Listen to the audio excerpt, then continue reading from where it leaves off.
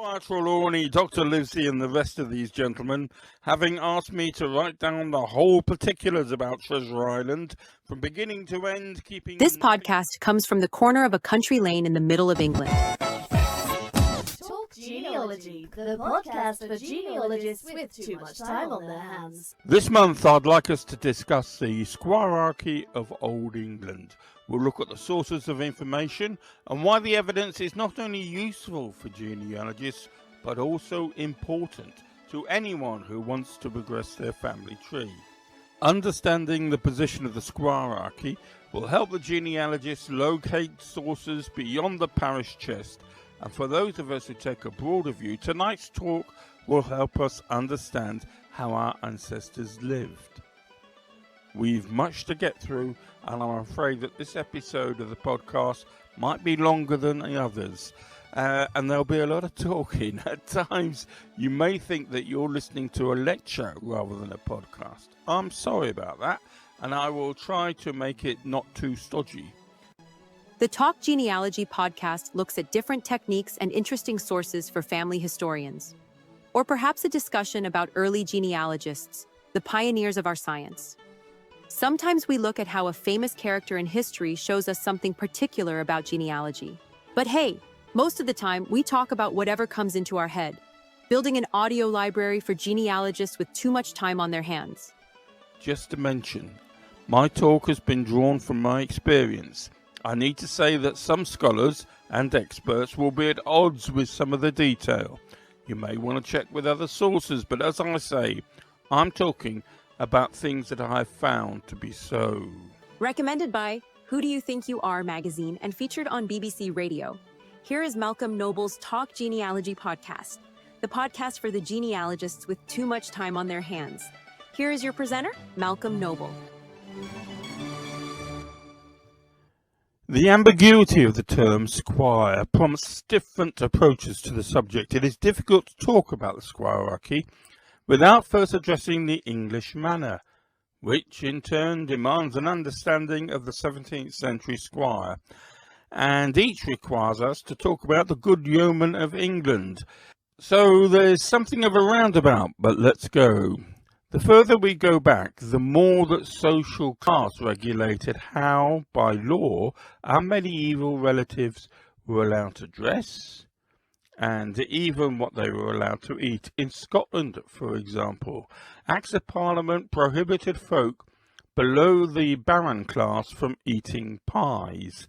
You won't believe that, so I'll say it again. In Scotland, for example, Acts of Parliament prohibited folk below the baron class eating pies. What were barons? Strictly those who held lands directly from the king or the tenant-in-chief.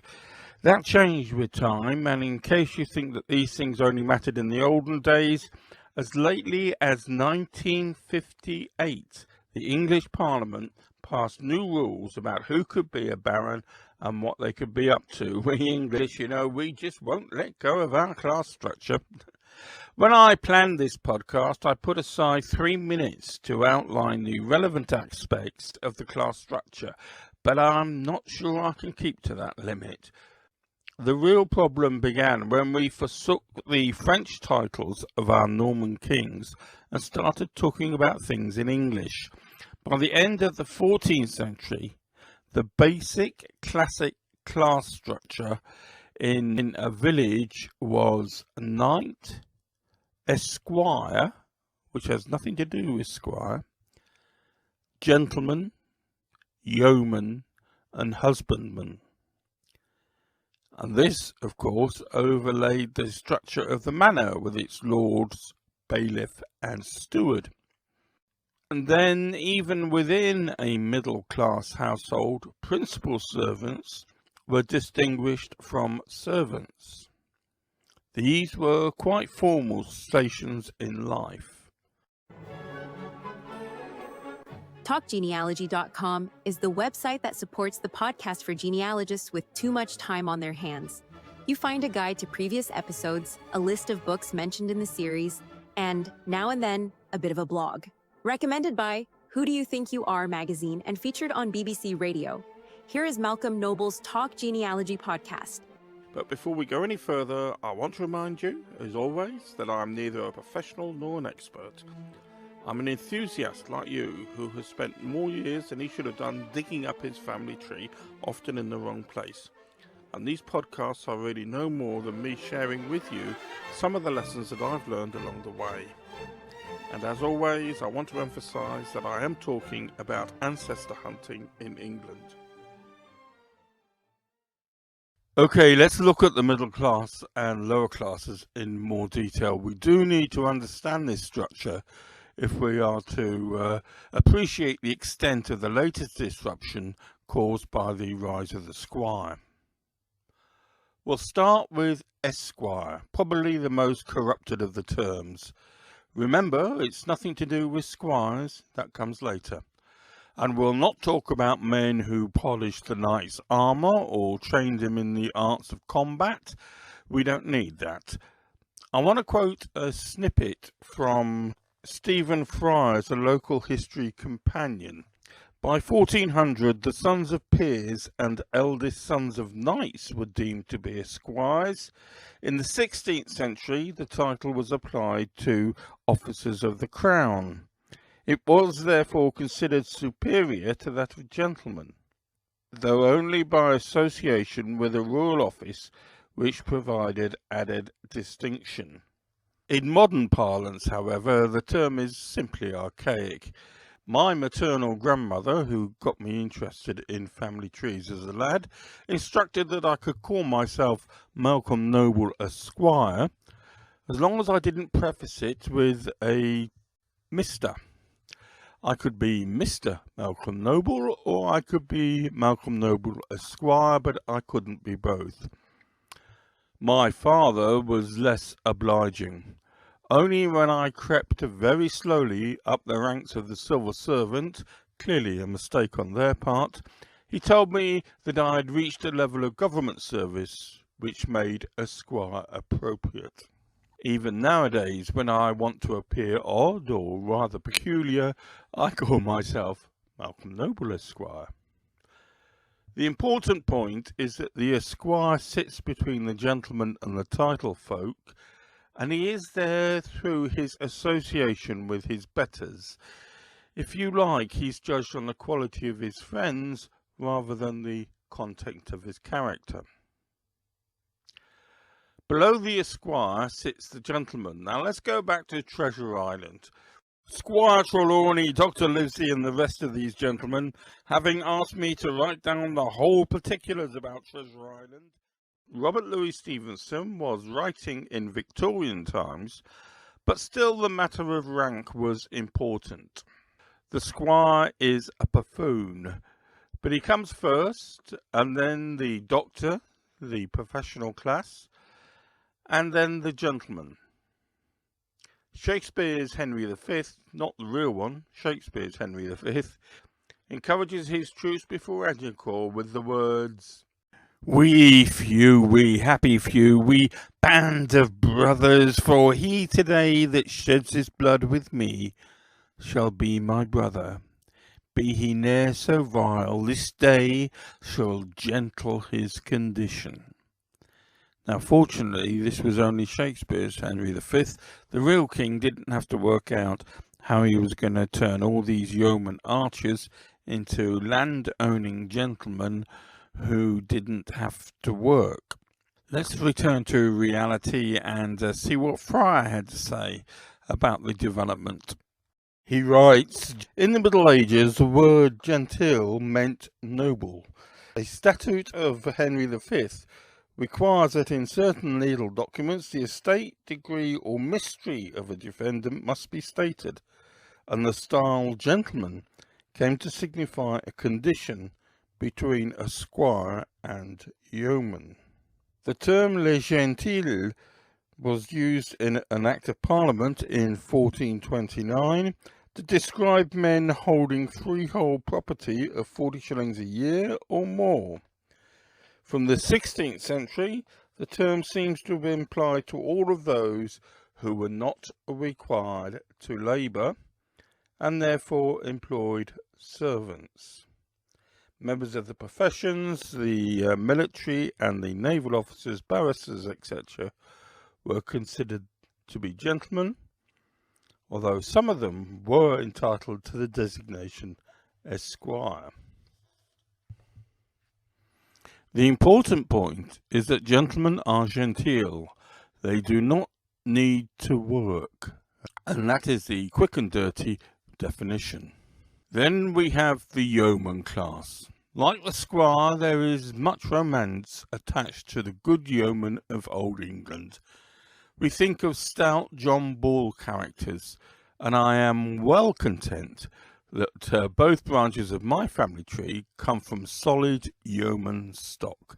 There's something about it that goes along with the sound Sunday lunch, the roast beef of Old England, though it was more likely to be boiled mutton. Great stuff. But let's get real. Here's some earlier episodes of the podcast. Episode 15. Let's talk of graves, of worms, of epitaphs. Episode 13 was about the hearth tax. Episode 12, and it was Shakespeare, for example. Episode 9 discussed the medieval pipe rolls. Go to episode 7 for the companions of William the Conqueror. Episode 2, the Herald's Visitations, and our very first episode looked at working with Tudor wills. Building an audio library for the genealogists with too much time on their hands.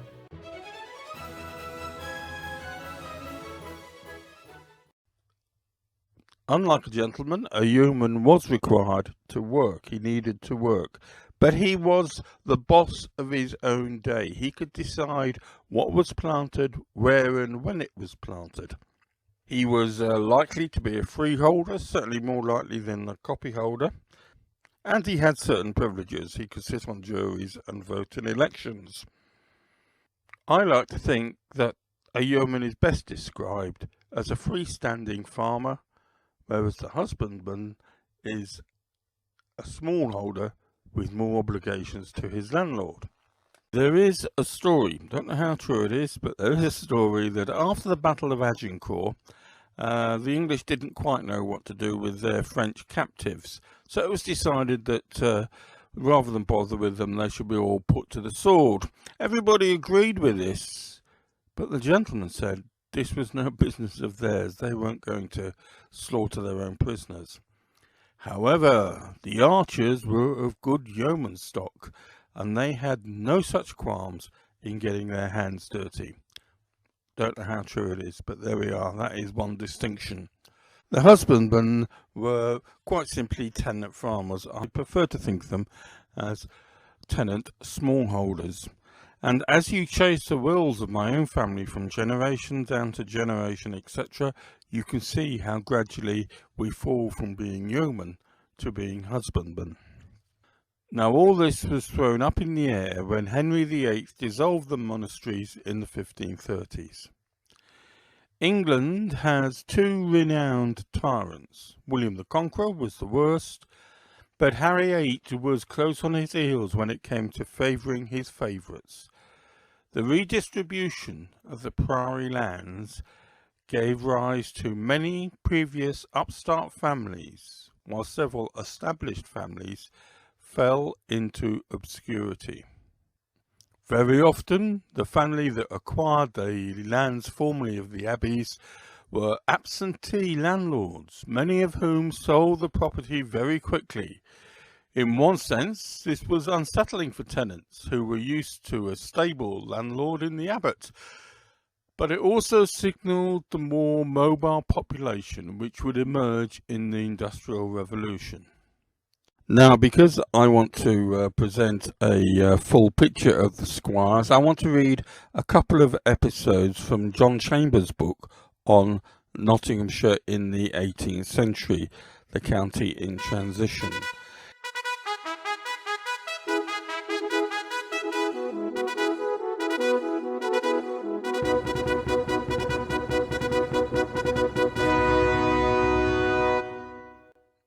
The site surrounding the property of Welbeck was first sold to Richard Worley, who later resold a large part of it to Edward Osborne, citizen and clothworker of London, who sold it again, after which it was passed to Sir Charles Cavendish, and so on to the Duke of Newcastle.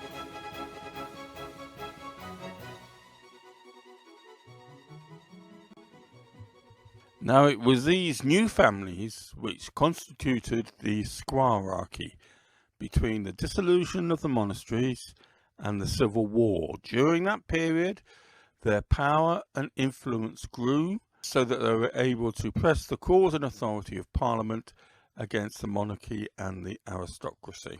Now, are you ready to draw a family tree? I know you can't resist it, can you? Now, we all know that Thomas Cromwell was Henry's confidant. His sister's family was one of those which received lands during the dissolution.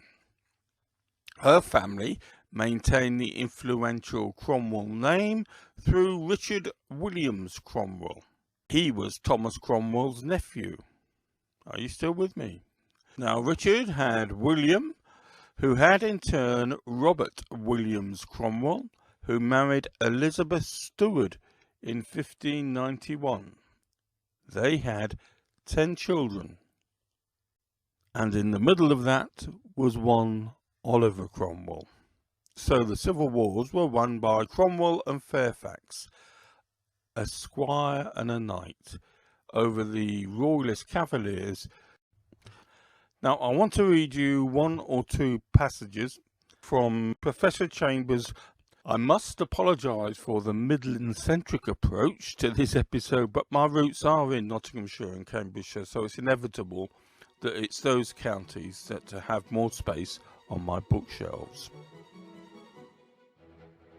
He writes, Sir John Stanhope, for example, heir to the Shelford Priory estates, had many quarrels with Sir Charles Cavendish of Welbeck Abbey, which culminated in an exciting little battle in Sherwood Forest. Sir Charles, with 2 pages and a housekeeper, was attacked near his home by Sir John and 20 horsemen. A pistol shot brought Sir Charles and his horse to the ground, but in spite of this, he and his 2 men and boy unhorsed 6, killed 2 on the spot. A 3rd fell down in the forest and was thought to be dead, and a 4th was unlikely to live. Some unarmed workmen came up, and Sir John fled with his party.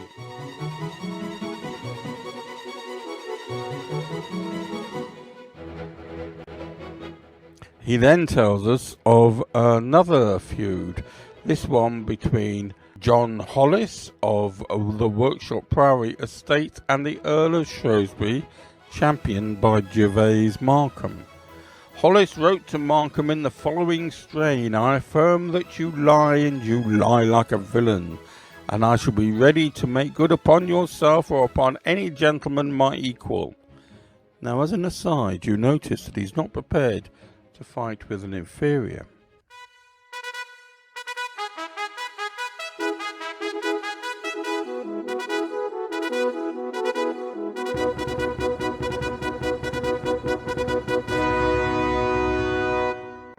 The tale goes on returning from a peaceful ceremony of christening his son, he accidentally met Markham, upbraided him, drew his sword and ran him through, up to the hilt and out towards the small of his back.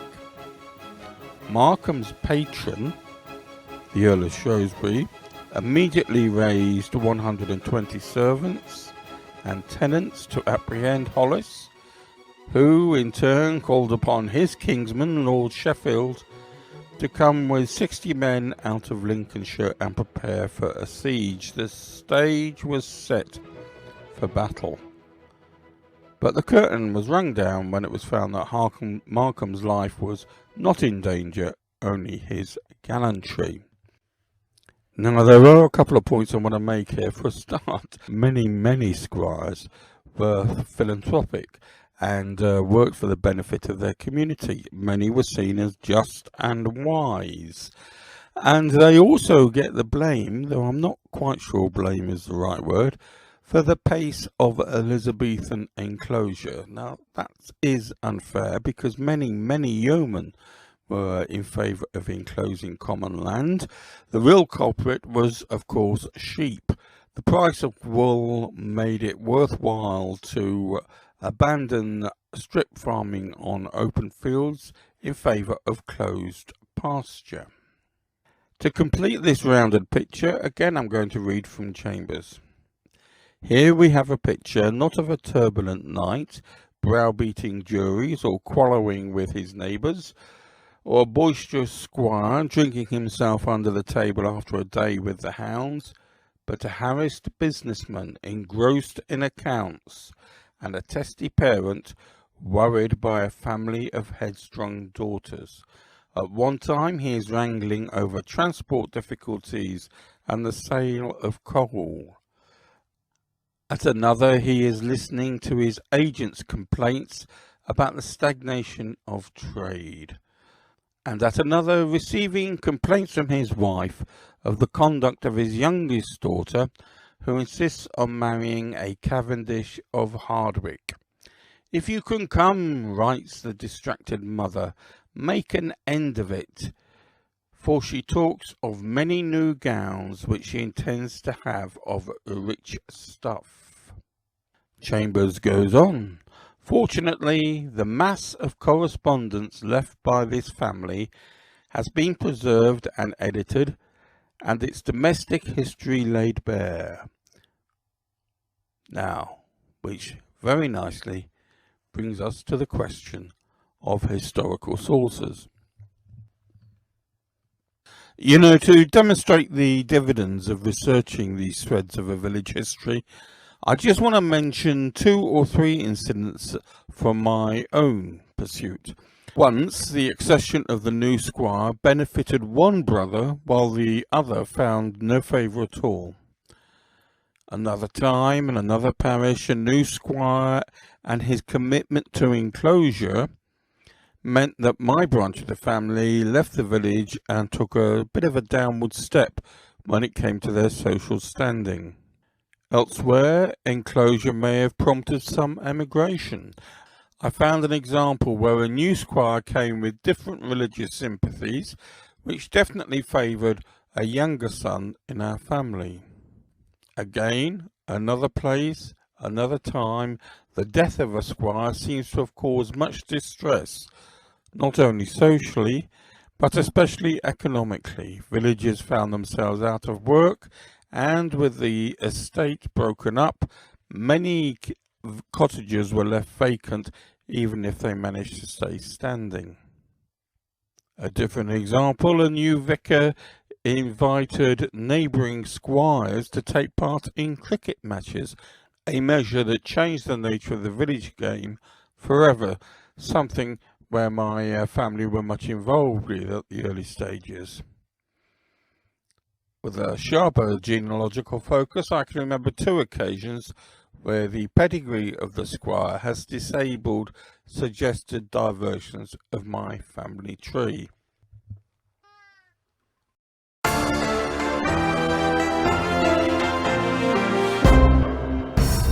Okay, each month I like to recommend a book, a website and a podcast. Well, we'll start with the podcast this month.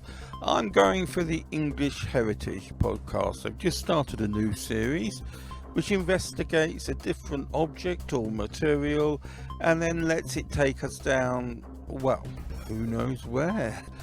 The English Heritage podcast is good stuff and I recommend it. The one I've been listening to tonight was all about Georgian wallpaper. Well, there we go.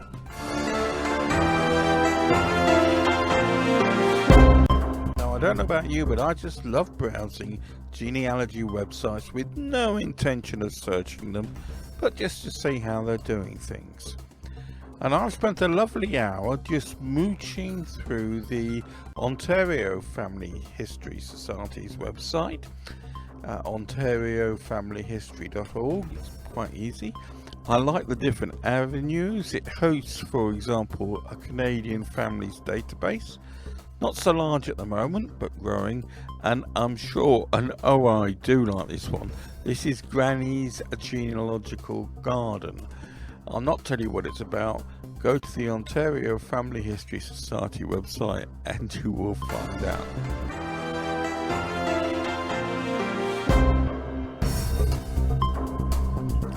The book, wow, I've thought of recommending so many this month. I must have spent most of the day just sitting quietly reading with a book on my lap. Please don't go there.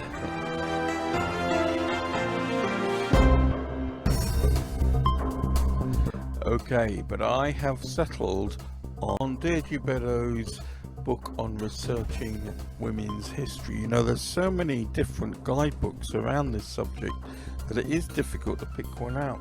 And Deirdre Beddoes' book was written in 1991, I think. Yes, 1991. So really, it should be well past its sell-by date by now. But I think its strength is it does approach the subject from a very practical point of view, and it relies on official reports and sources to take us through how things were changing at different stages since 1800. Not a long book, it's more than a pocket guide, but if you like, it's a study guide. Discovering Women's History, a practical guide to researching the lives of women since 1800 by Deirdre Beddoes.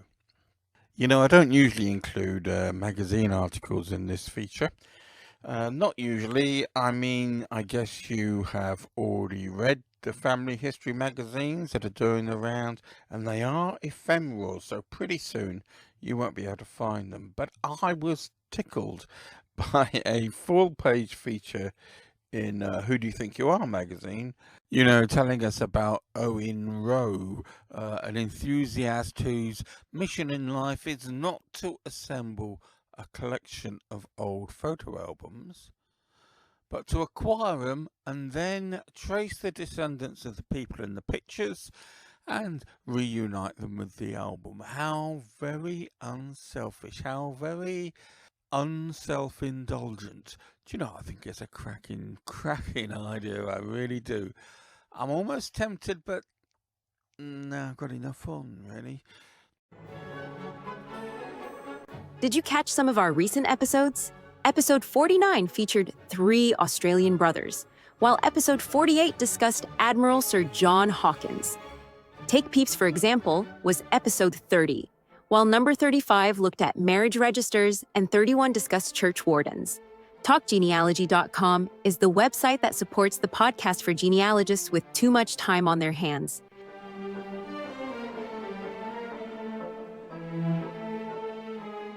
These hard-working squires, worrying about the precarious estate and overindulgent children, kept a wealth of family papers and accounts, and these detail the family's business connections with others in the parish, so that it follows that their records are of interest not only to the squires and their descendants, but also to those of us related to folk in the community. Now, back in the days when David Ardale's Enjoying Archives was my main guide, I was always frustrated by his chapter on the muniments rooms of solicitors' offices. Records usually locked away from the public and locked away for keeps. However, the value of these family records have been much better recognised by subsequent generations, so that these archives have been opened up. When it comes to sources this evening, I want to avoid the usual suspects and focus on 2 or 3 that may not attract as much interest as they should. Yes, the National Archives, the Parish Chest, including the Vestry Minute Book, enclosure, tithes, tax assessments and estate maps are all important, and nothing I say tonight should be taken as devaluing those regular sources. And still, the first go-to when looking for these families should be the published herald's visitations. These come in for a great deal of criticism, often with justification. But when the sources are talking of the family's contemporary history, i.e. speaking of grandparents and grandchildren, they are aware that the details may be readily contested, so they tend to stick to the truth. The social change and economic progress brought about by the rise of a local squirearchy provide fertile ground for masters and PhD students to put together a valuable dissertation. The advantages for the genealogist lies in the academic approach. So we are going to see well-sourced tables of population trends, migration, land transference, maps and statistics galore. They are well worth looking at, but there is a vulnerability when it comes to quality. Some are great, some are frankly shoddy. Nevertheless, for example, Chambers' book on the squirearchy of Nottinghamshire references dissertations for about 10% of his sources, so yes, they are useful. My second recommendation is the special collections of local universities. These often include not only manorial records, but the estate records of significant families. I have said 2 months ago how much the universities have improved their cataloguing and access in the past few years, and they certainly should not be passed over when we're pursuing tonight's subject. If the Squires family had settled in the community for more than a couple of generations, one of their close descendants may have written a history of either the house or the family. This may feel as a rather potluck source, since more histories have not been written than have, but I've always found it useful to check. They are especially useful, not to say unique, because they often include portraits, letters, personal journals, sometimes recipes as well, and accounts of holidays or expeditions to far-off places, like the islands of Scotland and the Isle of Man and the Isle of Wight. Now, if I pull 2 or 3 forward for discussion, please don't think that I'm especially recommending them. They are useful or not, depending on the family and the location that you're researching. However, the papers and diaries of a York family, 1764 to 1839, by Mrs. Edwin Gray, is especially useful, I think. It has many attractions. It focuses on a house of special interest, previously part of the York chapter. The author manages to give this house a personality, and a sense of tradition and responsibility is very effectively shared with the reader. The history of the family stretches over little more than 100 years, but it is covered in detail, drawing on journals and letters and accounts of visitors, including the author Tristram Shandy. You're going to be lucky to find a treasure trove like that that's related to your area of search, but they are there, they do exist, okay. I hope that I have at least given a hint of the value of checking out the squirearchy in the parishes where your ancestors lived. The power of the squire emerged from the dispersal of property following the dissolution of the monasteries and accelerated in the new century, so that they were able to press Parliament's case against the orthodox aristocracy. Looking for changes and differences, always my calling cards, you may have noticed. The story of these major families may explain why our grandparents moved, changed their work patterns or dresses, or even emigrated. I've used examples from my own family to reinforce the point. We've seen that while conventional sources of history are as important as ever, working on the family of the Squires has sparked some original research in university dissertations. I also pointed to special collections of family papers held by the universities, as well as books on published on their families and their houses especially. Like so much around this subject, the trail may not look promising at first glance, but a little bit of borrowing might bring surprising results. I want to thank those of you who have been in touch since our last outing. I've tried to reply or at least acknowledge everybody. I hope that you found tonight's episode both interesting and useful. I've enjoyed putting it together, and I'm also quite excited about the things that we've got on the blocks for next month. I hope that you'll be able to join us. The Talk Genealogy podcast is posted at 5 minutes to midnight on the third Thursday of each month. Thanks to Freeze Effects for the music and Momna Yunus and Emily Brooks for the voiceovers. This podcast comes from the corner of a country lane in the middle of England.